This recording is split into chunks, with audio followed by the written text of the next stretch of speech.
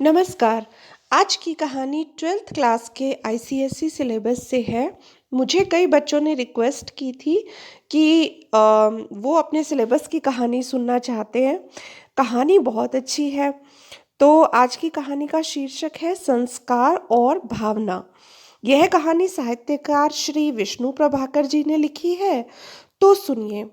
कहानी एक माँ की है जिसके दो बेटे हैं, अविनाश और अतुल।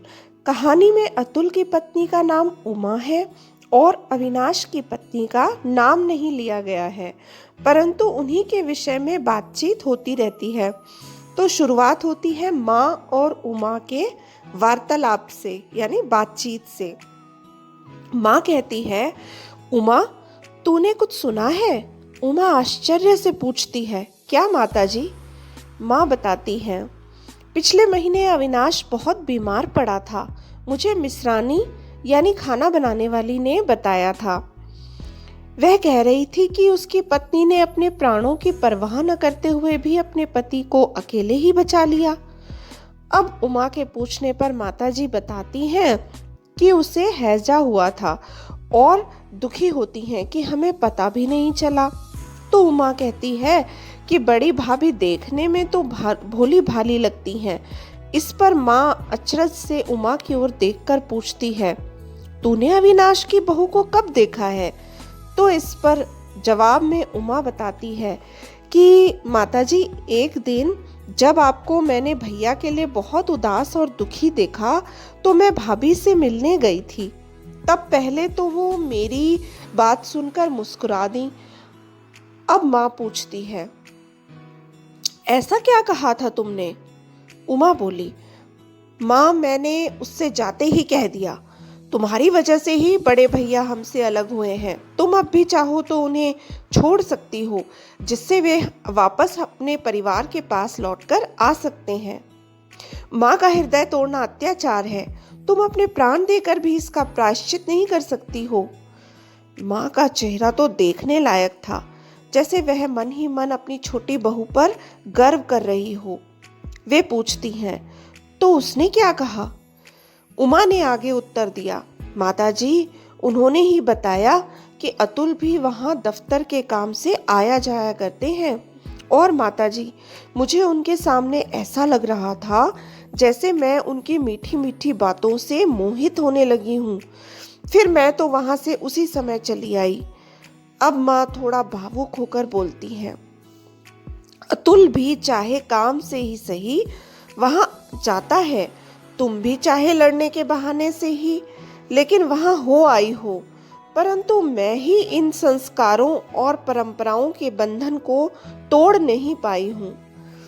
शायद मैं ही ये जाति कुल धर्म के बारे में ज्यादा सोचती हूँ। मुझे अब भी याद है कि मैंने कैसे अपने बेटे को दूर किया था। मैं ही नहीं, सभी माता पिता यही इच्छा रखते हैं। इतने में अतुल दफ्तर से लौट आता है। तो माँ बताती है कि सुना तुमने, अविनाश बहुत बीमार था। तो अतुल कहता है, हाँ माँ, उन्हें हैजा हुआ था। तुम्हें इसलिए नहीं बताया कि तुम तो भैया से रिश्ता तोड़ चुकी हो।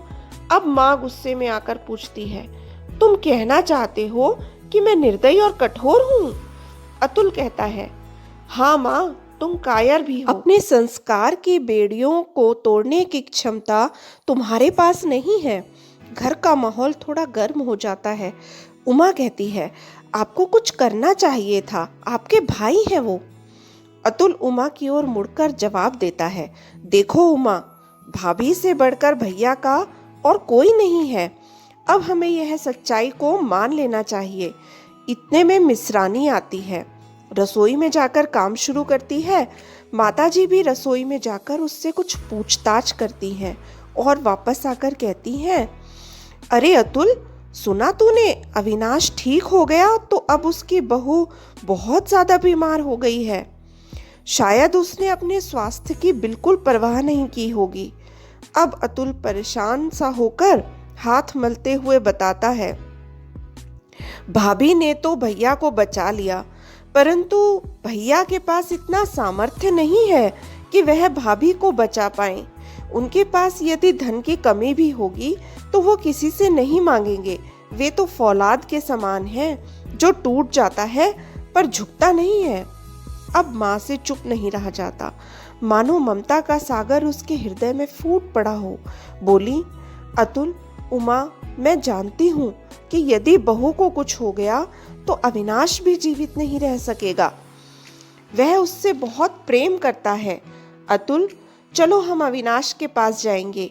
मुझे निर्मम नहीं होना चाहिए, मैं माँ हूँ।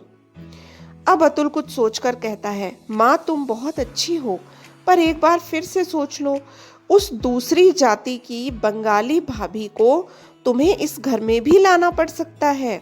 माँ शांत भाव से कहती है, जानती हूँ अतुल, इसीलिए तो जा रही हूँ। अब अतुल खुश हो जाता है, ऐसी बात है तो चलो माँ, अभी चलो।